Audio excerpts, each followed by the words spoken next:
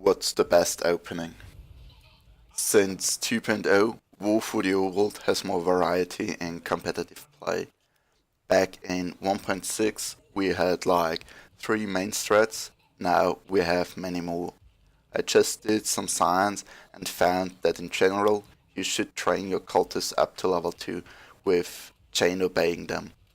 That's it. That's the best opening. Here you are. You're welcome. For those who are interested in the other openings and seeing when to play them, I draw this graph to compare them. It allows you to check timings and build strategies around certain key points.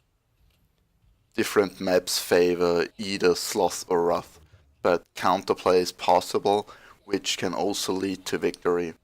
In the tournament, I think I played around 14 different strategies and sometimes a different one on the same map. Keep in mind, the timings are my timings.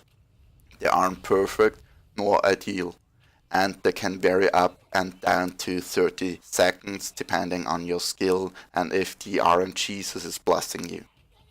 My tests were done on Border War with a 5x5 archive and by attracting 4 cultists most of the time. All my test runs are linked down below. If you want to compare certain runs together, I recommend that you open a separate window and watch them side by side. So, now to that graph. The numbers you see on the bottom are the sins you gain. On the left are the times. The cultist I can't show you when you get your cultists. I marked key aspects in the greed tree because greed is consistent and should help to illustrate what can be unlocked and when. The white line shows how long it takes to gain 23 sins to summon an Archon without using Obey. The purple lines are those where I used Obey and they are around 3 minutes faster. Having Conduit to reinforce the walls can make a difference between 10 to 30 seconds. Why Conduit first is that much faster than Obey first in the graph is mostly due to luck. Usually they are pretty equal. The blue lines are where I trained my cultists up to level 2 in the barracks and chain obeyed them. I also tried an extra boost, but the AI behaved strangely, which cost some time and neglected the advantage at the beginning. However, this strategy may pay off later on. Unsurprisingly, the Alchemy Lab with level 2 cultists is the fastest. However, the time difference in reaching the 23rd sin is only 30 seconds.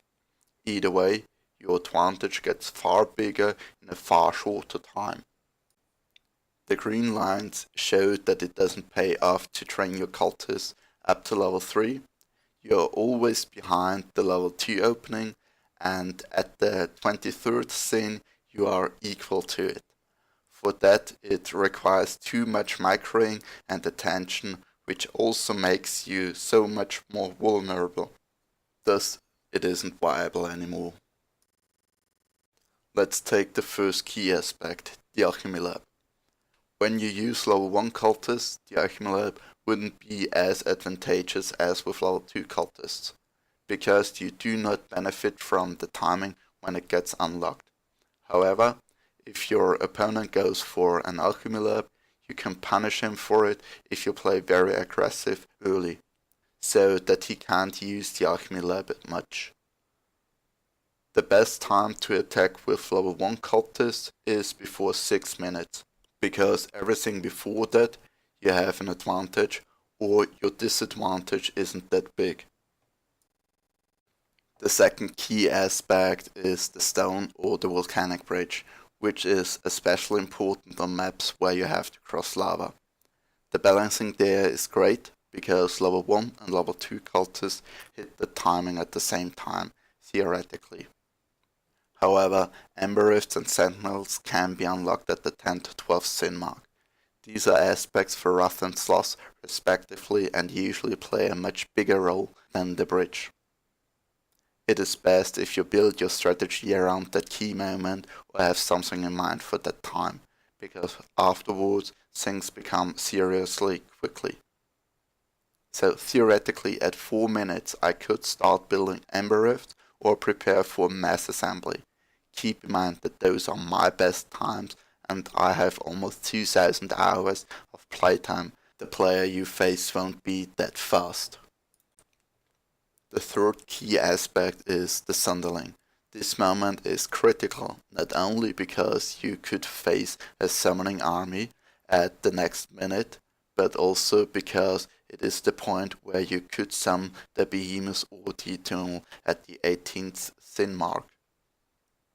If you hear Titan summoning, push against your enemy, deal as much damage as you can. Either summon a Titan shortly after or use all your aspects to deal even more damage. A Titan is no solo army, you have 5 minutes time to deal enough damage.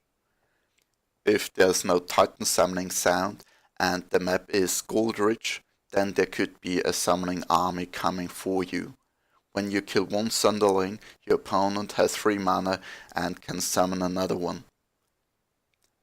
The 17th sin mark can be reached at about 5.5 minutes with level 2 cultist. With level 1 cultist, the quickest time I reached was at 7 minutes. There's nothing much to talk about the 23rd sin mark. It's the Archon summoning time, and if not, it's a transition or a hybrid build, which you would already notice. The fastest Archon AG summoning I managed was at 6 minutes and 30 seconds with level 2 cultist and alchemy lab. To summarize, if you go with the level 1 opening, play aggressively. Use the level 1 sin you save with not unlocking the barracks. Use it for something to pressure your opponent. Attack before the 5-minute mark, and if not, you will have a disadvantage. Otherwise, always train your cultists up to level 2. You are very flexible and faster with your sin generation. Just don't forget to expand, because expansion is your early defense.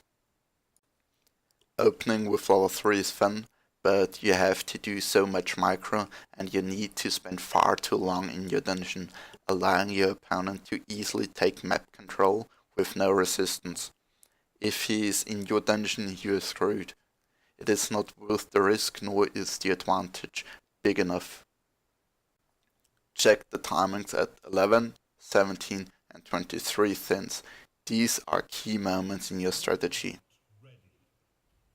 I just want to point out that my timings are way above average timings. I want to show what's possible, not what's common. Common is my times delayed by 2 to 3 minutes. Just remember, have fun playing, because that's why we came here.